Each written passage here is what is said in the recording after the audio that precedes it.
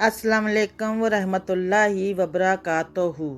उम्मीद है आप लोग ईमान और सेहत की बेहतर हालत में होंगे। जो चैनल पर नए हैं चैनल को सब्सक्राइब और बेल आइकॉन को प्रेस कर दें, शुक्रिया।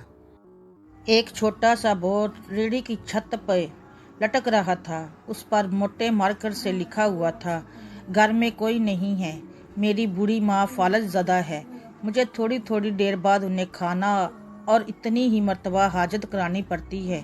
अगर आपको जल्दी है तो अपनी मर्जी से फ्रूट तोल लें और पैसे कोने पर रहगज़ीन के गत्ते के नीचे रख दीजिए। साथ ही रेट भी लिखे हुए हैं। और अगर आपके पास पैसे ना हो तो मेरी तरफ से ले लेना, इजाज़त है। वल्लाहु खैरुल राज़िकीन।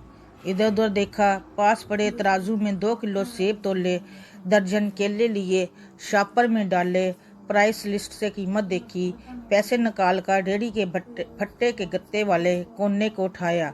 वहाँ से 100, 50, 10-10 के नोट पड़े थे। मैंने पैसे इसी में रख कर उसे धक्का दिया। इधर उधर देखा कि शायद कोई मेरी तरफ मतवज्जा हो और शॉपर उठाकर वापस फ्लैट पर आ गया। अफ्तार के बाद मैं और भाई इधर गए।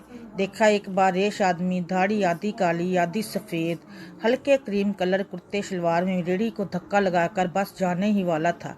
वो हमें देखकर मुस्कुराया और बोला, साहब फल तो ख़त्म हो गया। नाम पूछा तो बोला, खादम हुसैन।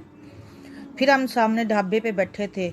चाय आई। कहने लगा, पिछले 3 साल से अम्मा बिस्तर पर है, कुछ नफसियाती सी भी हो गई है और अब तो फालज भी हो गया है। मेरा कोई बाल बच्चा नहीं, बीवी मर गई है, सिर्फ मैं हूँ और मेरी अम्मा। अम्मा की देखभाल करने वाला कोई नहीं है, इसलिए मुझे हर वक्त अम्मा का ख्याल रखना पड़ता है। एक दिन मैंने अम्मा के पांव दबाते हुए बड़ी नरमी लजाजत से कहा, अम्मा तेरी तीमारदारी को तो बड़ा जी करता है, पर जेब में कुछ नहीं तो मुझे कमरे से हिलने नहीं देती। कहती है, तू जाता है तो जी घबराता है, तू ही बता मैं क्या करूं। अब क्या गैब से खाना उतरेगा? ना मैं बनी इसराइल का जना हूँ, ना तो मूसा की माँ है, क्या करूं? ये सुनकर अम्मा ने हाँफते कांपते उठने की कोशिश की। मैंने तकिया ऊंचा करके उसको बिठाया, टेक लगवाई। उन्होंने झुर्रियों वाला चेहरा उठाया, अपने कमज़ोर हाथों का प्याला बनाया और न जाने रब्बुल आलमीन से क्या बात की। फिर बोली, तू रेहड़ी वही छोड़ आया कर, तेरा रिज़्क तुझे इसी कमरे में बैठकर मिलेगा।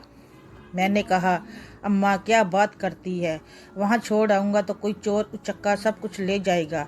आजकल कौन लिहाज करता है, बिना मालक के कौन खरीदार आएगा। कहने लगी, तू फजर को रेहड़ी फलों से भरकर छोड़ कर आ जा, बस ज़्यादा बक बक नहीं कर, शाम को खाली ले आया कर। अगर तेरा रुपया गया तो ये खालदा सरैया अल्लाह से पाई पाई वसूल देगी। 2.5 साल हो गए हैं भाई, सुबह रेहड़ी लगा जाता हूँ, शाम को ले जाता हूँ। लोग पैसे रख जाते हैं, फल ले जाते हैं, ढेला ऊपर नीचे नहीं होता, बल्कि कुछ तो ज़्यादा रख जाते हैं। अक्सर तखमीना नफ़ा लागत से 300-400 ऊपर ही निकलता है। कभी कोई अम्मा के लिए फूल रख जाता है, कभी कोई और चीज़।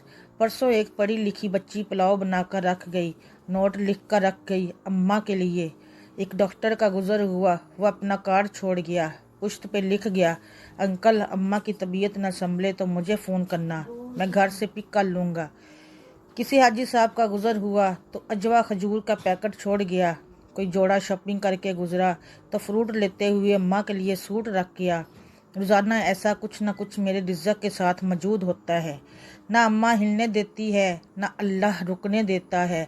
अम्मा तो कहती है, तेरा फल बेचने के लिए अल्लाह खुद नीचे उतर आता है और बेच जाता है। भाई वो सोना रब एक तो राज़िक है, ऊपर से रिटेलर भी है। अल्लाह अल्लाह।